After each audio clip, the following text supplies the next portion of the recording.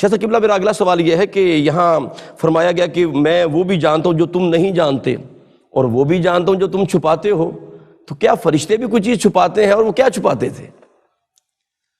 قاری صاحب آپ کا سوال دلچسپ ہے جی شاہ صاحب۔ کہ ملائکہ تو اللہ کی وہ مخلوق ہیں جو اللہ کے سامنے ہیں، امتثال امر میں ٹھیک، ایک بال برابر بھی وہ نہ آگے ہوتے ہیں اللہ نہ اکبر، پیچھے ہوتے ہیں۔ واہ واہ، جو حریم قدس سے حکم صادر ہوتا ہے وہ اس پر سر تسلیم خم ٹھیک، کر لیتے ہیں۔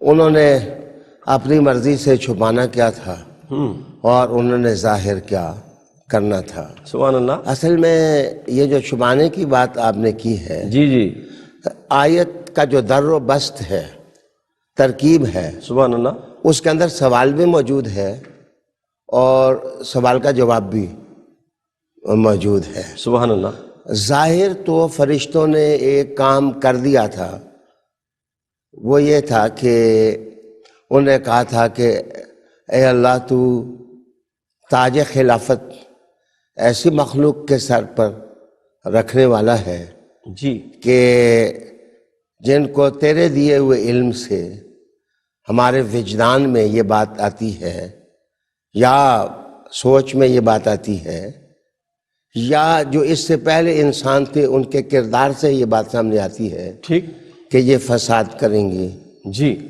فسق و فجور کریں گے، قتل عام کریں گے، حذر ہوگا اس مخلوق کے وجود سے۔ یہ تو وہ بات تھی جو فرشتوں نے ظاہر کر دی تھی۔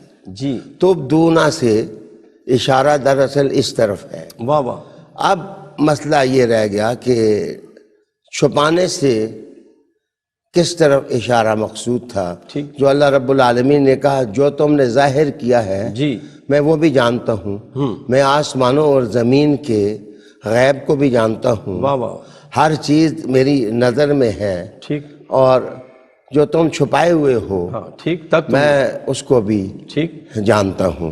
ٹھیک، اور جناب اس کے لیے میں ایک مثال دوں گا بسم اللہ، اور وہ حدیث قدسی ہے۔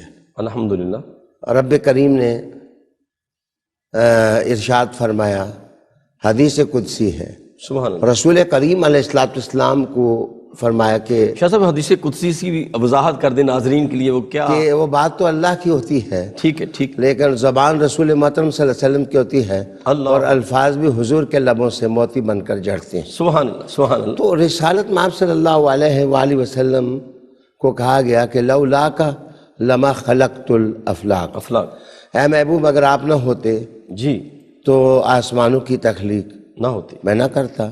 ٹھیک، یعنی آپ وجہ تخلیق افلاق ہیں۔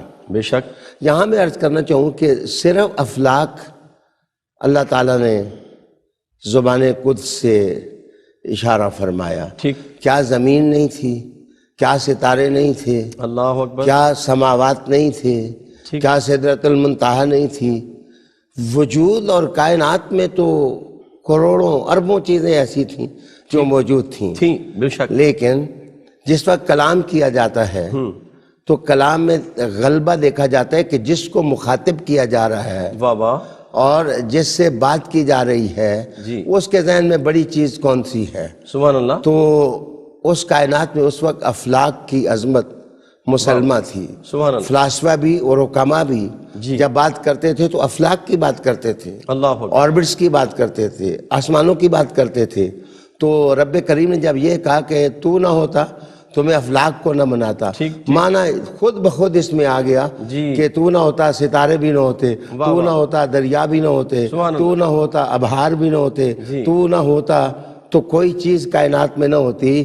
تو میرے محبوب وجہ تخلیق کائنات ہے۔ سبحان اللہ، اب اس مثال کو یہاں رکھ کے جی، اصل میں جس طرح افلاق کے اندر ساری کائنات خود بہت چھپی ہوئی ہے، وہ ظاہر نہیں ہے، جی جی، تو فرشتوں کو جس وقت یہ کہا گیا کہ اے فرشتوں، اے ملائکہ، جو تم چھپائے ہوئے ہو میں اس کو بھی جانتا ہوں۔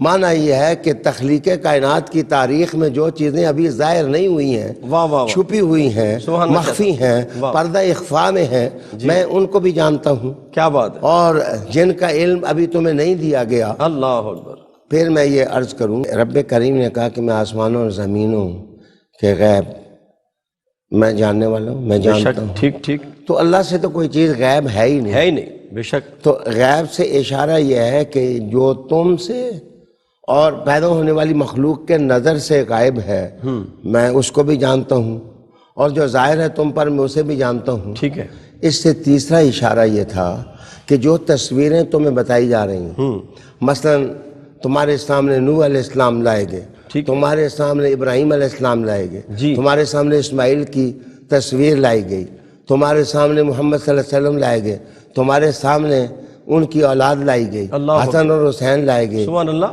سبحان، یہ چیزیں تو تم دیکھ رہے ہو، جی، لیکن تم یہ تو نہیں جانتے کہ ابراہیم کو کیسے نظر آتش کیا جائے گا، اور یہ نہیں جانتے کہ محمد صلی اللہ علیہ وسلم کی تحریک کیسے برپا ہوگی۔ جی جی، ابھی تک تم پر یہ ظاہر نہیں کہ مقام علی کیا ہوگا، مقام اللہ حسن اکبر، کیا ہوگا۔ واہ واہ واہ، کہتے ہیں جو چیزیں ابھی چھپی ہوئی ہیں، پردہ اخفاء میں ہیں، میں تو وہ تفصیل بھی جانتا ہوں۔ ہاں ہاں، اس کا اشارہ دراصل تکمیل خلافت کی طرف قاری صاحب تھا۔ واہ واہ واہ، سبحان اللہ، سبحان اللہ۔